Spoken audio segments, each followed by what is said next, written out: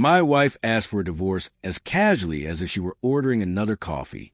After 15 years of marriage, she dropped the news across our kitchen table with a flat detachment. No tears, no explanations, just a blunt statement. I'm done. I've met someone else. Her eyes locked on mine, waiting for an outburst, rage, desperation, anything. Instead, I smiled calmly. If that's what you want, I said, signing the papers without hesitation. My composure unsettled her more than shouting ever could. She mistook it for surrender. In truth, I was laying the groundwork. 15 years of shared nights, laughter, whispered promises in the dark, dreams built side by side. It seemed like bedrock. I gave her a home. I stood by every whim and passing fancy. My loyalty never wavered, though hers never truly matched mine. And when I noticed a change, hidden messages, the coolness in her touch, I knew it wasn't just someone. It was a replacement. The betrayal itself hurt less than the insult of her assuming I was blind. She thought me oblivious, soft. But when I followed her one night, trailing her to our favorite restaurant, to our booth, and saw them together, I understood everything. She thought she was playing a game. I was already several moves ahead. I didn't confront her then. Outrage wastes energy. Silence sharpens it. I observed, collected facts, and stitched the truth together. I studied him. Arrogant, overconfident, grinning like a man already victorious. And the deeper I dug, the more I uncovered, including the secret she thought I'd never unearth. Our daughter, 15 years old. My heartbeat, my anchor, my reason for enduring.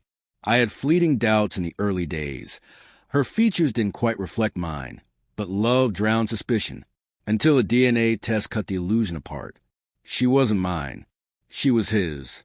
That knowledge hardened me. My grief turned into steel. I met with a lawyer, cool and deliberate. Together we redrew the battlefield, money, custody, her reputation. She imagined she'd walk away untouched. Instead, I dismantled every safety net, severed all assets, froze the accounts. All she kept was a hollow image she valued so much.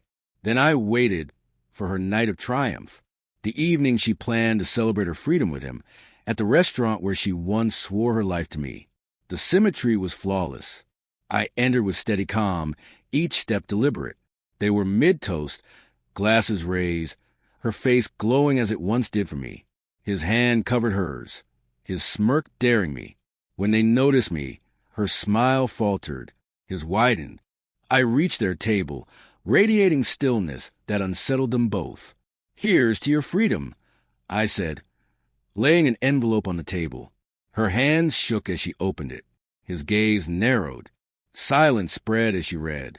Her face drained of color. Her lips trembled. He snatched the papers, scanning the DNA results. Proof he was the father of the daughter I'd raised as my own for 15 years. Proof her life was built on lies. The restaurant hushed. Eyes turned toward them. She stuttered, "Please, it's not." But her voice cracked. His arrogance shattered into fury as he shoved back his chair. "You said she was his," he snarled. She reached for him. He recoiled. Whispers swirled around them as their polished facade crumbled. I stood unmoved, watching their world collapse. "You wanted freedom," I said softly, almost gently. "Now it's yours." I turned and left, leaving them to choke on the ruins. Outside, the night air was crisp, cleansing. I felt lighter than I had in years. People think revenge is loud, shouting destruction, chaos. They're wrong. True revenge is surgical, quiet. It leaves no stains on your hands, only silence where noise once lived. I lost a wife who had never truly been mine, a daughter who was never mine to claim. But I gained clarity, strength, freedom on my own terms. She asked for divorce. I gave her devastation.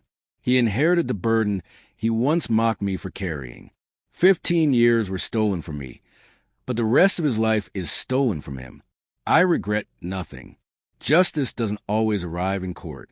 Sometimes it comes from a patient man with steady hands, a sharper mind, and the discipline to wait for the perfect moment. And when it arrived, I didn't just claim revenge. I reclaimed myself.